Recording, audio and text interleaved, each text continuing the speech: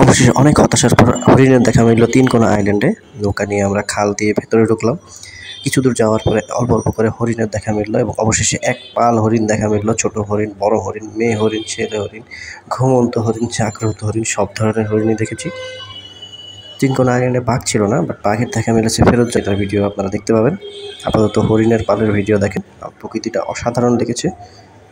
পর্যায়ে আমরা ভুলেই গিয়েছিলাম যে এখানে বাঘের ভয় থাকতে পারে। আমরা হরিণ দেখে এতই উৎসুক হয়ে গিয়েছিলাম যে নৌকা যেতে যেতে খালের শেষ মাথায় গিয়ে আটকে গিয়েছিল। হরিণগুলো দেখতে আসলেই অনেকটা ছাগলের মতো, কিন্তু ওদের পিঠের দিকটা একটু ডিফারেন্ট। হরিণ বিচরণ যে এত সুন্দর, হরিণের বিচরণ আপনারা দেখতে পাচ্ছেন। টু বি অনেস্ট, অনেক ভালো লেগেছে এত হরিণ একসাথে দেখতে পেয়ে। আসলে এই যাত্রাটাই সার্থক। সুন্দরবন ট্যুর পুরোটাই সার্থকের পেছনে অনেক বড় ভূমিকা ছিল এই হরিণগুলোর। ধন্যবাদ।